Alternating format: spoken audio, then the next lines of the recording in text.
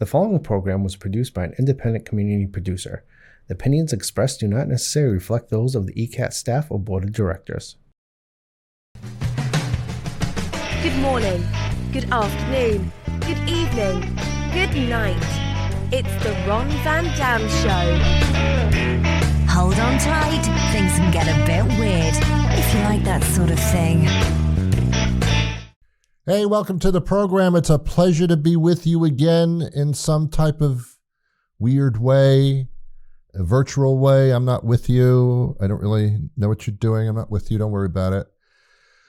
I do this once a week in the studio. I do a radio show / podcast now. Goes to syndicated radio stations across the country, and then also all of the platforms you can possibly think of on your smartphones and things and all that stuff. So thanks for being here again. If you can make it through this half hour with me, you're a better man than I am, but you're not a better woman than I am. What did that mean? What did that mean? Well, that was a phrase that made no sense. What I do is I talk about things that we all experience. We have different viewpoints and observations, but it's the kind of thing we don't talk about. I talk about it. Children shouldn't be watching the show necessarily, although progressive children probably could. If I can change just one child's life, then I will have changed just one child's life, and I think that's enough as far as I'm concerned. I was at a local supermarket. I won't say the name of the supermarket because I don't think it's fair to them, because I'm going to make comments. I went to the checkout lane, as I do a lot. A lot of my life takes place at the checkout lane in a supermarket. At the register. It's just the way it is. So I'm putting some items on that little belt. My products are going for a little ride. And then they get scanned and all that. And, I have to take my shoes off and my belt. I don't know. And then I tap my card on I tap my card now. We've gone further into the future now. Now I can just tap things. I'm tapping stuff all over the place. I'm just, hey, I'd like to buy that wall. Just tap that wall. So I tap it, and this girl behind the register, she couldn't be any older than what I judged as 5 years old, but I think she was probably around 19 or something, which is good. Good job experience. That's wonderful. Did a wonderful job scanning. And she tells me that'll be $19.95, and I tap and all that stuff, and she puts the items in a bag for me. She's bagging my items, and she hands them to me, and I said, because I was brought up this way, I said to her, "Thank you." That's the way I was raised, kids. What would be the logical response to thank you every single time? You're welcome. I don't know what parenting is going on now, but apparently you're welcome is not a standard response anymore. So I say to her, "Thank you." And she responds by saying, "No worries." What did you say to me? No worries. No worries. That doesn't sound like thank you. What the hell are you talking about? No worries. I wasn't worried. Were you worried? Were you worried that you couldn't fit the products into the bag? Were you worried that the tapping wouldn't work? Were you worried that I'd jump over the counter and strangle you? What were you worried about?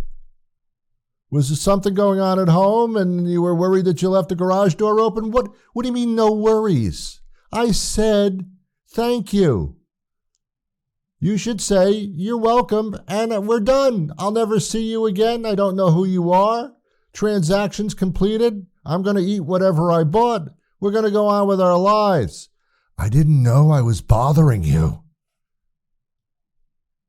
I didn't know I made you worry. Well, you're scanning the item? Oh, I hope this gets scanned properly. I'm worried about this. No worries, she says to me. I took offense to that. I really did. I'm sorry that I put you in that position. I thought this was a simple transaction.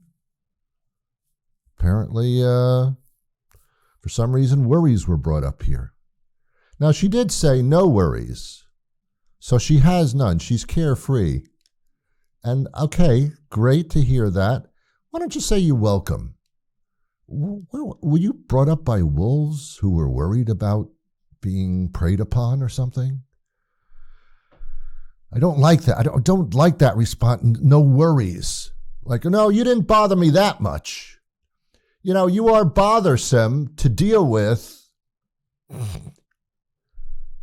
But don't worry about it. It's okay. I'll survive you. Don't worry about it. I will survive you and I will outlive you. So there are no worries involved here. I'm not worried. The other thing that I get, which is used as a phrase instead of thank you, when I go through the checkout lane, they put the food in the bag, and I say, as I do every time, thank you. Sometimes I'll get the response, no problem. Was this a problem for you? Was there an indication that this could have been a big problem? I have a tremendous problem with serving customers here at the supermarket. But you were no problem, so thanks. Hey, no worries. No problem. Oh my God, what have we gotten into? Now the standard is probable problems. But she has to tell me I was not a problem. You know, Ron, we get people in here who they put this stuff on a conveyor belt and it gets all over the belt and we have to clean it and we have to do a price check because you picked a product that didn't have a scan label on it. You know, these are problems that we have here, but you were no problem. Thank you. No worries. Oh, stop it. Have you noticed the price of eggs recently? Even at the discount supermarket places, I go to Market Basket every once in a while because you don't have to dress up.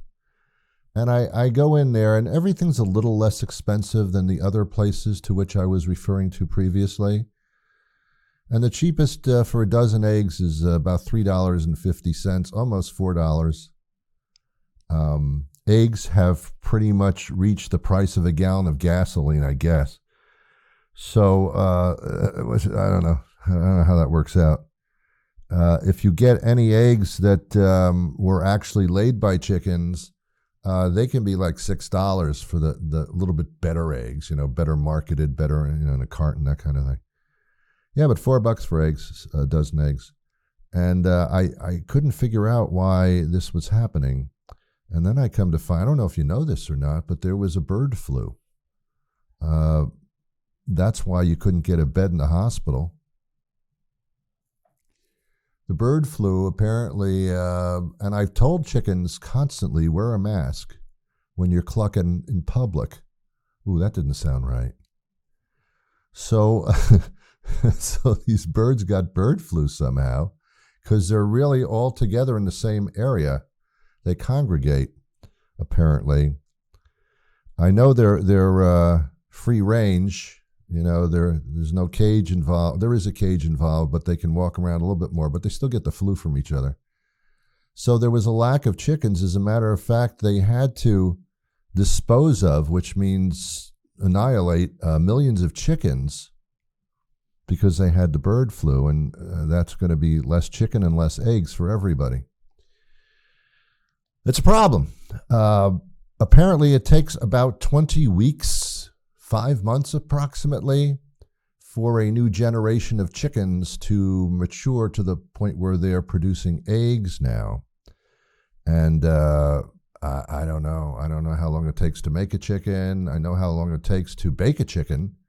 I think it's about 45 minutes at 375 degrees. I think that's what it is. I don't know what the temperature is to incubated chicken. I think it's 350 for an hour, and then you turn the heat down to 325 for about another 15 minutes. You add a little cheese sauce, salt and pepper. I'm not sure of the recipe on a chicken. Yeah, and you know, when the price of eggs go up, that's when everybody. There are two things on this planet where people actually get concerned about prices, where it really hits home. That would be gasoline, cost of gas at the pump, and the other is the price of eggs. That's, you know, those are the two. Can you believe how much eggs are now? That's the conversation. Can you believe how much it is for saltine crackers? They don't say that. You know, I went to the supermarket yesterday, a can of artichokes. It's unbelievable. No, but eggs, that's the topic of conversation. I was watching TV. I'm just going to transition between subjects. I don't even feel creative. You know, I'm just going to do it. I was watching television a while ago.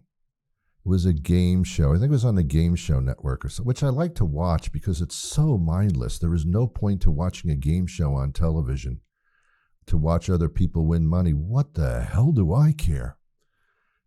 It's just so mindless that it's wonderful. I don't have to think about anything that has any consequence when I'm watching a game show on television, especially the older ones that go back to the 70s and that kind of thing, where, and then I start realizing, oh, all these people on the game shows, they're not even alive anymore. That gets a little disturbing. So I'm watching this. You know, they give away prizes on game shows sometimes, or they did back in the 70s. They would give you parting gifts and all this kind of stuff. And one of the prizes they would give people frequently was luggage, as if they're going to go on a trip somewhere. Everybody goes on a trip. Not necessarily. But we're going to give away luggage because that's a fantastic gift for some. Hey, guess what I got you? A new dishwasher? $40,000 in cash? What? Spa treatment? No, luggage. But I don't go anywhere. And I have a suitcase. That's how I got here today on the game show. I'm going to give you some luggage. But the brand of luggage that they tend to give away a lot is, and I couldn't believe it, the brand was Amelia Earhart Luggage. That's the name of the company. Check it out on your Google machine. Amelia Earhart Luggage. That is probably, at a point, the worst branding idea I've ever heard in my life. Now, I think this luggage company started before Amelia Earhart got lost. I'm not sure. But that's not a good name for luggage. You know, I can't find my luggage. I got off the plane and I went to that luggage amusement park ride, and my luggage is not there. They've lost my luggage. What kind of luggage was it? Samsonite? No, Amelia Earhart luggage. Oh, okay. I mean, seriously? Yeah.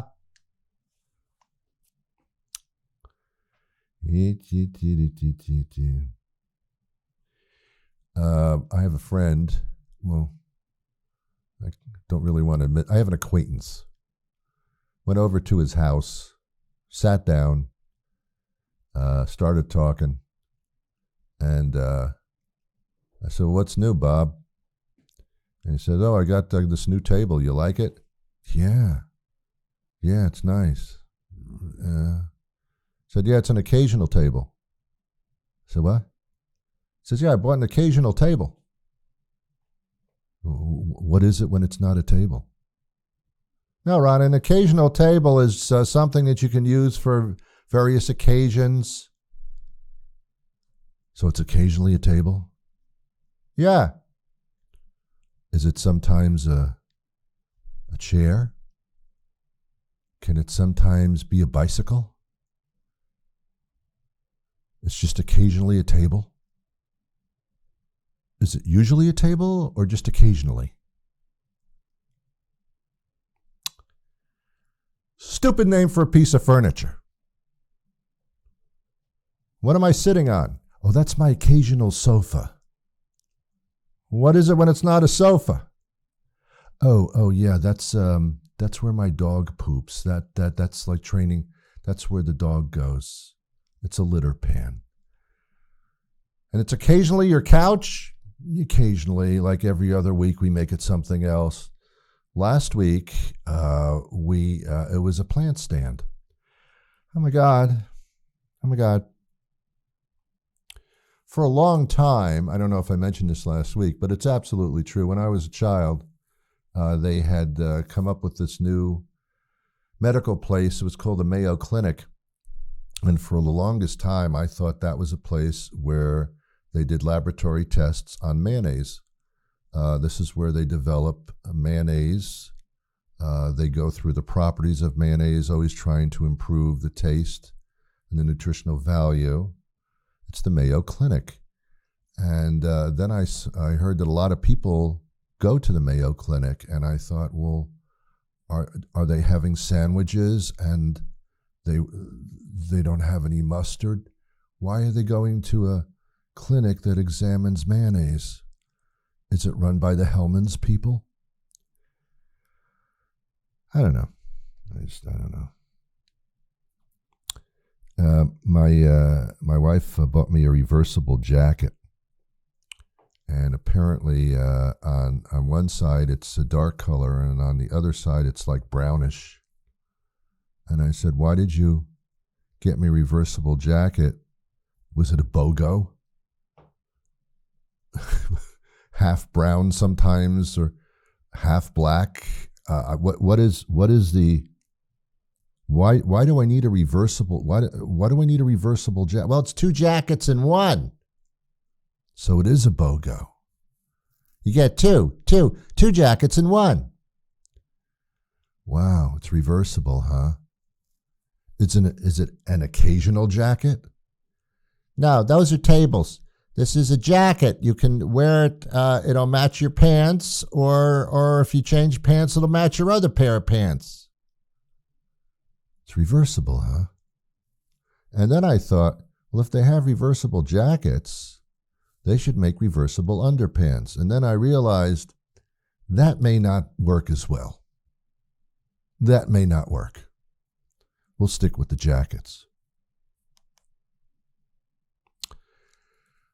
I know a guy. That's the end of the sentence.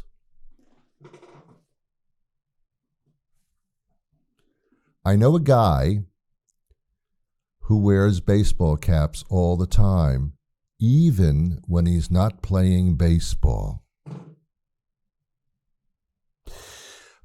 Oddly enough, I don't know anybody who wears a football helmet for no reason at all. But baseball caps, you don't have to be playing baseball. And I'm familiar with baseball caps because I've seen them around a lot. They're not reversible. They're not occasionally baseball caps, or are they? These are large, oversized yarmulkes with a beak. I'm serious. I call them beaked yarmulkes because that's what they are. The reason for the beak is for shade. It's like an awning to keep the sun out of your eyes so you can catch the baseball. Or in a practical manner, you're walking down the street, sun's in your eyes, you wear a baseball cap because it shields it out of your eyes. You don't ever wear a baseball cap when you're doing a television show because you're going to get a shadow on the face and it's not flattering. Anyway, so he wears this baseball cap all the time. And the last time I saw him, he was wearing the baseball cap, but he wore it backwards. And at first I thought, well, he must be walking backwards because the peak of the cap is screwing me up in direction here. And he started wearing the baseball cap backwards. So the beak was in the back of his head. I guess he'll never get a sunburn on the back of his neck if that's a problem he has. Maybe his dermatologist said, the back of your neck is getting too much sun. You got to wear a cap that has a visor in the back. And I said to him, why do you wear your baseball cap backwards? And he said, because it's cool. Wouldn't it be cooler if the visor was keeping the sun off your face? I said, no, Ron. It's a cool look. And my response was, says whom? It's not a cool look. It looks like you're wearing a yarmulke with a handle in the back. It is, to me, the most uncool piece of clothing you can possibly wear. Because the baseball caps, first of all, were not designed to be worn backwards, ever. Why wear the baseball cap backwards on your head? Why not wear it on your feet then? What's the difference? Wouldn't that be cool as well? I don't understand backwards baseball caps. It's a thing. People do it all the time, but I don't get it. It serves no purpose. It makes you look bald or balder than you actually are, or accentuating your baldness. It goes nowhere for me. It goes nowhere. We're going to take a little commercial break, and when we come back, I will complete this project that I am performing for you at this particular juncture. Right back after this. Give the gift that says, I love you. The gift that says, happy birthday. The gift that says, get well soon. The gift that says, you're the reason I went into the priesthood. The gift that says, congratulations on not getting indicted. The gift that says, I want to cover you in warm chocolate pudding. The gift that says, good luck in clown college. The gift that says, thanks for removing my unsightly wart. The gift that says, sorry about giving you food poisoning. The gift that says, I'll see you in hell. The gift that says, remember the good times we had in prison. The gift that says, I want to make sweet love to you on the white sand beaches of Rio while your hot cousin watches. The gift that says, thank you for the kidney. The gift that says, you deserve all the best, but this will have to do. The gift that says, thanks, Jesus. Whatever you want to say, you can say it beautifully with a timeless gift from Phyllis Gorman's House of Macaroni Art on Route 94 just past the Rotary, across from Sweaty Palmer's Adult Emporium. All right. I'm going to get a little heavy right now because I'm going to eat a lot of cheese. Here's the thing. Politically, in this country, it's embarrassing. We have a Congress that's divided pretty much right down the middle, which is embarrassing. It should be great, but it's not. We have a political system that tends to want to destroy the other party and to gain power. And in doing so, they say they're doing it for the people, but what they're doing in the process is screwing the people more than they could possibly ever imagine. I don't know how you feel about Biden, President Biden, but there's one thing that's going for him that I totally accept, and that's let's just work together and work it out. He comes from a long history of being in government, as not only as a congressman for many, many years, but also as a vice president. He knows how it goes. He knows how to get things done.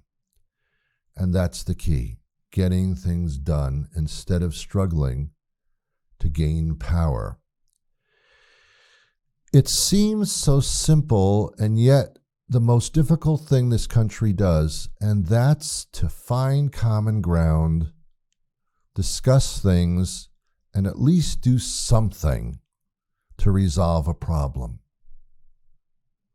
But instead, the response is, no, I won't let you do anything, because if I do, you'll look better than I do. Is this country turned into a schoolyard debacle here? Are we a bunch of children sitting in a large, nice room? What's going on?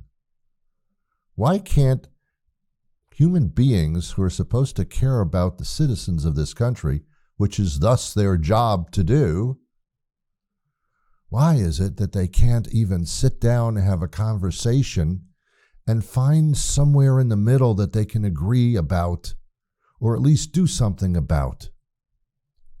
But they can't, because it becomes a game. It's almost like our legal system. It becomes a game. It's always humorous to me when a judge turns to the jury during a case and says, strike that. Jury, you didn't hear that. When you deliberate, you didn't hear that. You didn't hear that? Yes, I did. Look, things are a little weird these days. The least weird thing should be people on both sides of the quote-unquote aisle working together. Boy, would everybody be happy then. But no, can't pull that off. Too difficult. Embarrassing. It's like watching your parents argue in the living room while you're sitting in the crib listening to your two parents demean each other. How does that help the child? It doesn't at all. It makes it worse. It's about time adults started acting like adults and did things for their children, which is us. Do your job. Your job is not to block. Your job is to find openings. Your job is to get along and do things that are good for people. You don't have to ban guns, but you should not let people have assault weapons unless it's a special circumstance. Can't we find common ground somewhere? And that's just an example. It gets complicated. Abortion is a religious conversation many times. I get it. That's very difficult.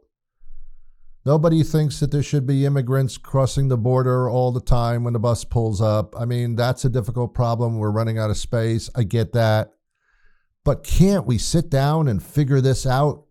Aren't these intelligent people that can figure out something together? I think that's what we wanted. And from what I gather, that's what Biden wants. He just wants to achieve stuff for himself and for them. So, as I'm not taking political sides, all I'm saying is, wouldn't we all be happier no matter what the concern is? Inflation, immigration, irrigation for your lawn, whatever it may be. Wouldn't it be better if they sat down and figured it out amongst them and came up with something? Doesn't seem too difficult, does it? And you know what? It's probably not. If you're a wise, straight-thinking adult who gets to the bottom of things by talking it out. Remember that word respect?